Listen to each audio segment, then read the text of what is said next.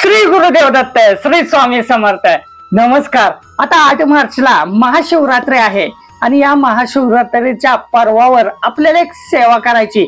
ही सेवा आपण करतोय तर मी प्रामाणिकपणे सांगतो, कळकळीने सांगतो, अंतःकरणापासून सांगतो की तुमची कोणतीही इच्छा असेल ती इच्छा तुमची पूर्ण होईल. जे मागाल ते तुम्हाला भगवान शंकर देतील. कारण भगवान शंकरांना भोलेनाथ असंही म्हटलं जातं. ते भक्तांचे लाड पुरवत असतात. म्हणून तुम्हाला सांगतो की तुम्हाला एक सुंदर शब्द सांगणार आहे. तो शब्द तुम्हाला प्रामाणिकपणे रोज 2दा तुम्हाला बोलायचा आहे.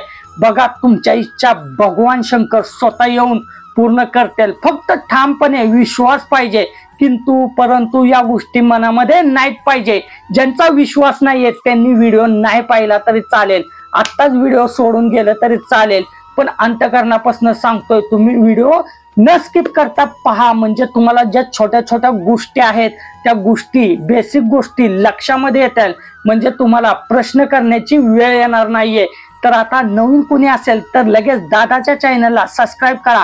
अशा नवनवीन कंटेंट दादाच्या चॅनलला तुम्हाला पाहायला भेटतात.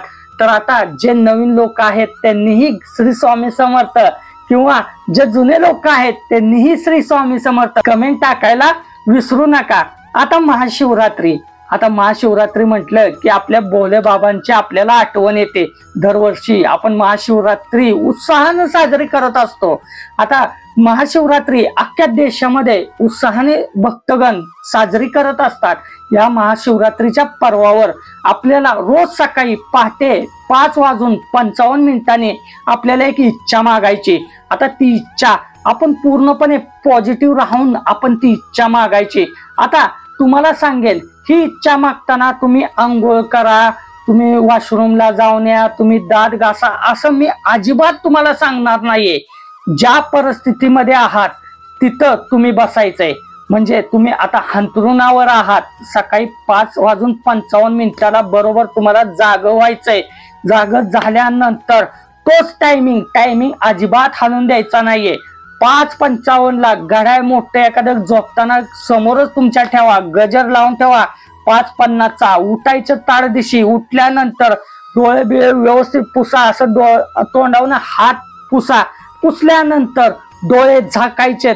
असं पद्मासन घालून बसायचंय, मांडी घालून बसायचंय. बेडवर बसलं चालेल, अंथरुणावर बसलं तर चालेल.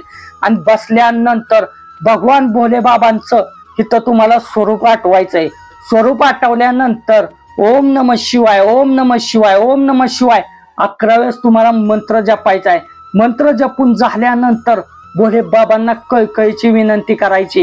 हे भोलेनाथ, हे भोले बाबा, हे जगाच्या बापा, मी तुझा दास आहे, मी तुझा भक्त आहे. भगवंता, माझी अमकी इच्छा आहे, ती इच्छा पूर्णच होत नाहीये. तर भोले बाबा माझ्यावर कृपा करा.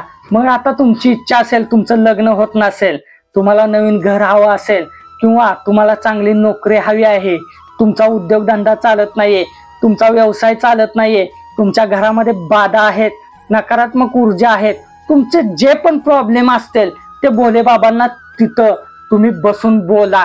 आणि बघा, येणाऱ्या काही दिवसामध्ये महाशिवरात्री पर्यंतच तुम्हाला रिझल्ट दिसून येईल. फक्त प्रामाणिकपणे सांगतोय, सगळ्यांनी करून पहा आणि येणारे अनुभव नक्कीच दादाला कमेंट बॉक्स मध्ये सांगा. अवधूत चिंतन, श्री गुरुदेव दत्त.